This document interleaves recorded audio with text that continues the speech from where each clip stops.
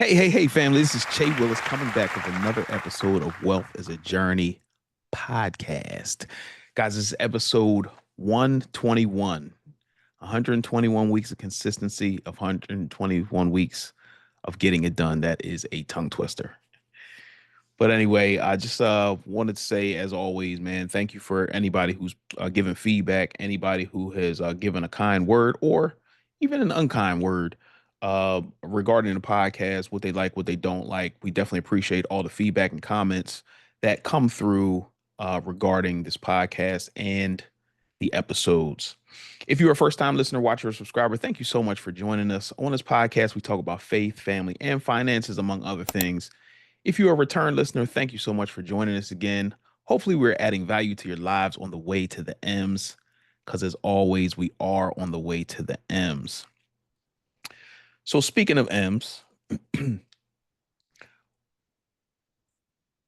anytime I'm in front of an audience or class or anything that I'm teaching, a lot of times I like to talk about wins.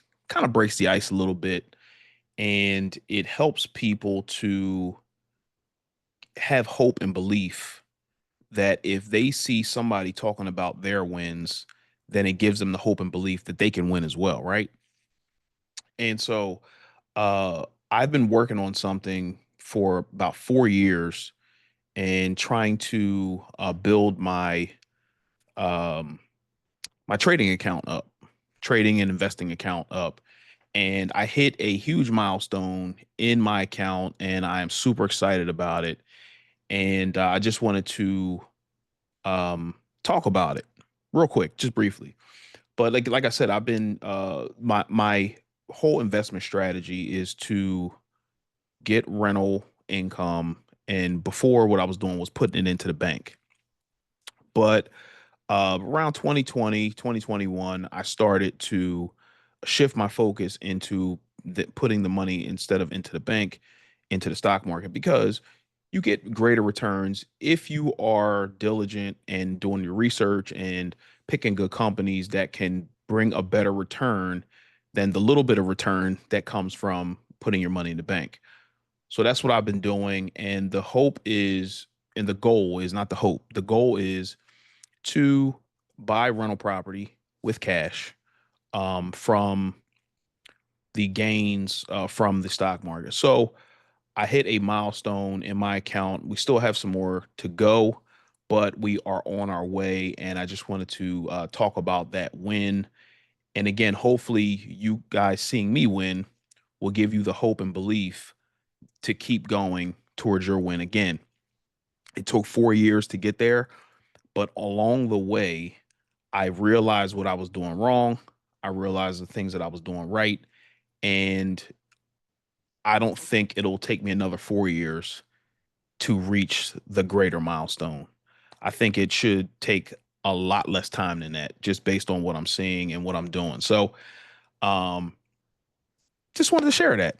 So anyway, I had mentioned on the podcast many times ago that I hated reading, but as I'm growing up and as I'm getting older, I'm realizing that there's so much good information in books and a lot of things in books that will help you reach your destination and your goal a lot faster. So the book that I'm currently reading is called Let Them by Mel Robbins. Phenomenal book. And reading this book, it's making me realize that all of us need therapy. All of us. Because there is so much trauma and so much things that our parents and their parents and just different things that we may have learned growing up that we need to unlearn. And reading this book is making me realize that. And one of the stories that they talked about in the book was about her mom giving her a hard time because she went away to college. And her mom, she went away to college. Mel went away to college, And when she came back, she was engaged. Instead of her mom being happy for her, her mom was upset and talked bad about her husband or her future husband, saying that this guy's not the one for you and blah blah blah blah blah. And come to find out later on, it's because her mom was afraid that she was going to move away and be separated from her. And then as we dug deeper into the story, her mom was like that because her mom did the same thing to her. And it just made me think about all of the different traumas that our parents passed down to us, the negative speak, and not just our parents, but just maybe people that we grew up around, friends and different family members that we grew up around that just passed down negativity to make us believe that this is the way life is. The reason I'm talking about this is because a lot of people if you don't know, and I do this all the time, if you do not know, I teach financial literacy from a basic standpoint, teaching people how to set up a basic budget because I believe that you can't invest money that you don't have. And if you do borrow money to invest, you need a plan on paying that money back. And I believe that the budget is going to allow you and help you to do that and accomplish that goal a lot faster. If you want to get out of debt, put it in your budget. If you want to go on vacation, you put it in a budget. If you want to buy nice things, you put it in a budget. So it basically helps you control your money, right? And the people that I talk to have a lot of traumas around money. And I believe that it's because those um, ideas around money and being bad with money were maybe passed down from wherever they grew up, or they just adopted just bad financial habits. But the thing about it is like a lot of us grew up maybe not having much, right? And a lot of us believe that, hey, well, if we grew up with not a lot of money, or to be able to do a lot of different things that we wanted to do as children, that's fine. But the thing about it is, we have this belief that, okay, well, we're just going to make a lot of money. And you can do that, but a lot of us are still adopting those bad financial habits, even if we make a lot of money. And it goes back to a saying that I said a couple podcasts ago, you can't out earn bad spending behaviors or bad financial behaviors because eventually it is going to catch up to you. So if your parents or whoever you grew up in their house wasn't necessarily the best with money or didn't show you how to handle your money, then the likelihood of you adopting those bad behaviors is going to be very high because you didn't really have a teacher. So I'm saying all that to say that if you grew up a way and you didn't like it, the answer to that, to your bad financial situation when you were growing up, is not to earn more money. Because if you earn $250,000 and your parents maybe earned $50,000, but you're like, okay, well, I'm gonna earn a lot more money, but you're still spending $250,000, then you're in the same financial issue or trouble that they were possibly in when you were younger. So if you need help getting on track with where you need to be financially, there are answers out there for you. I have free resources on my website. If you need to go deeper into how to build a budget, I can help you with that as well. But we can't, as adults, pass down the financial traumas that we had growing up. The hey, this is the way things are going to be. This is the way things are. I can't fix the issue. Like those are a lot of the things that are passed down. What God has for me is for me, and we're in a bad situation. No, God does not have that for you. God has abundance for you. But the thing about it is, we have to go after the things that we want, and it starts with belief. So if you are in a bad financial situation and you say, uh, I'm going to be wealthy or I'm going to be rich, you have to take those steps to get there. And if you don't know how to get there, then reach out to people who are where you want to be and ask them how they got there. Or you can just watch, YouTubes or social medias or things of that nature and hopefully extract the information from those people who you are aspiring to be like and start taking that journey. But it starts with belief. If you believe that this is the way things are going to be, that's exactly how things are going to be. If you feel like you're going to be um, in a bad financial situation, then you're going to be in a bad financial situation. Again, I talk about it all the time. Like wasn't necessarily in the greatest financial situation. We weren't dirt poor. We didn't have holes in our sneakers and things of that nature. But the thing about it is I always wanted more. But I understood also that if I wanted more, I was going to have to go after the things that I wanted with God's help. And then not just that, I need to pass this information on to the little people, which are my niece and nephews and my son, and how to build and maintain a healthy lifestyle financially and not just give you stuff, but help you understand how to maintain the thing. So, um, we basically when I said earlier that we all need therapy is basically because we need to unlearn and break the habits that we maybe grew up in or the things that we may not have grown up in, but maybe we just adopted by different friends that were around. Because you can also adopt bad habits by your friend group as well.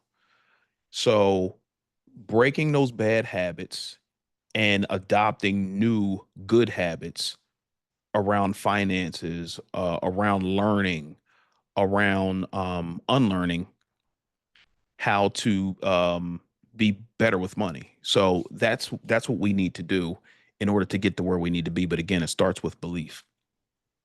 Another thing that the book had talked about, which I thought was very fascinating, was using people as your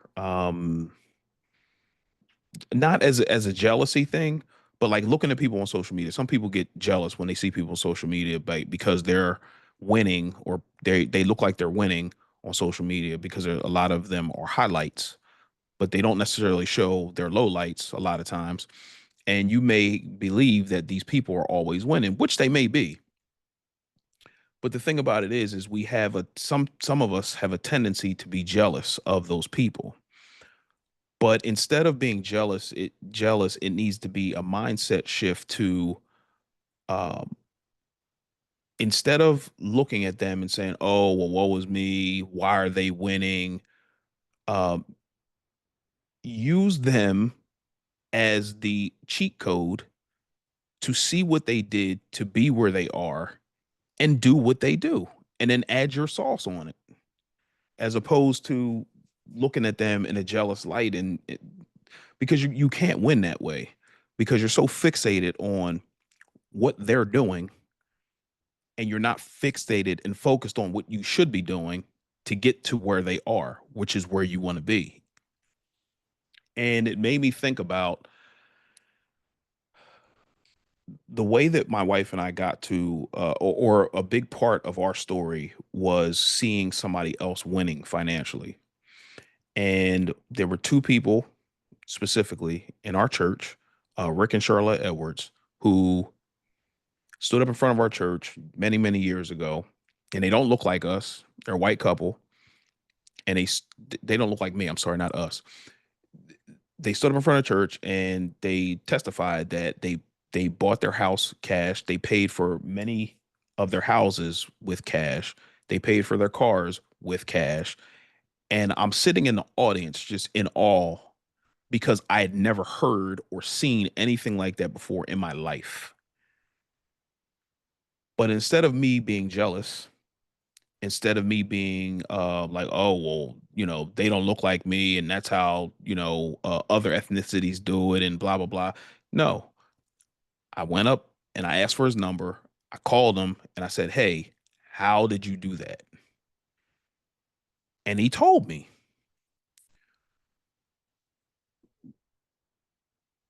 which if we get out of our heads that, oh, well, they just want to gate, not they, I'm not the people I'm talking about, but I'm just talking about people in general who may be winning out there.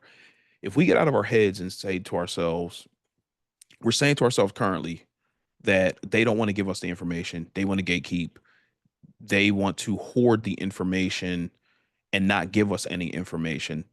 That is so far from the case. And if those are the people that you're looking up to, then maybe you need to be looking up to somebody different. But I'm saying all that to say that a lot of the people who are winning, who are successful in any realm, it doesn't necessarily have to be finances. A lot of people want to give you the information if you ask. So instead of being jealous, instead of um, uh, being a hater, ask them, yo, how did you do what you did? Like social media is big now. Like you can DM somebody, and if they don't respond, I'm sure you know somebody in maybe your friend group um or in somewhere that's in close proximity to you that you can ask how they're doing financially or how they're doing whatever the thing is that you want to do and ask them how they did it. And then they'll most likely give you the information. And then it's going to be up to you to execute on what they said that they did with whatever your sauce is that you're going to add to that to make it your own. So the two things that I wanted to, just talk about today were the issue of how we grew up, the traumas that we had surrounding money, which lead us to where we are financially with bad spending habits, with not setting up a budget, not planning for the future. And all of that stems from how we look at money, which then stems from whatever our bad habits are currently. And we need to break those habits. And if you need to get therapy for whatever traumas that you had surrounding money, so then you can get over to the other side, do it. Therapy is not a bad thing. And then the other thing is whoever you're looking at, don't look at them with a hateful eye. Look at them like, hey, how did they do what they did? And how can I ask them so I can extract the information so I can get to the other side of wherever I am currently to winning with money or whatever the thing is. And I believe that if we do that, then we'll start winning. But we got to get out of our own way and understand that what we're doing currently may not be working. And if you know it's not working, seek the help that you need for the people that you believe can help you. I mean, it's just as simple as that, man. Because we could be jealous of the people that we see on social media, but we don't know what it took for them to get to where they are. If you're out partying, hanging out, and they may be in the lab working, plotting, planning on how to get to their next step in their journey, because we all have the same 24 hours in a day, realistically. But what are we doing with those hours? Are we watching Netflix? Are we just chilling? Are we studying? What are we doing? And if you can be doing better, if you're honest with yourself and you can be doing better, do it. It's really that simple. So that is the episode. Again, we may not like reading books. I was one of those people. I hated reading books, but reading books to me it has been a game changer. I've been able to extract so much information from books, adopted different quotes and things of that nature from books that helped me on my journey, just to be a better person. better father, better husband, better business owner, better employee, all of those things. And so um if you don't like books, there's audiobooks. If you do like books, they're books. Just read them because there's so much information in there. And I believe that my struggles as a youth with that, with reading and different things of that nature, was a setup from the enemy because he knew what God had for me. And I believe that if I had stayed on that path of hating to read, then I wouldn't be where I am today. Because there's so much good information in these books that I'm reading. So that's it, man. I just wanted to, like I said, I just wanted to drop by and talk about that to get you to the other side because I'm still on my journey, even though I'm um further ahead than I was, 8, 9, 10 years ago. But we were consistent and we stayed on the path, even though bad things happened and different difficulties came and things came up. We stayed consistent and we stayed on the path. And that's the only way that you're going to get to the other side after you figure out what your path is. So that's the episode. Wealth is a journey. We will see you next week. Peace.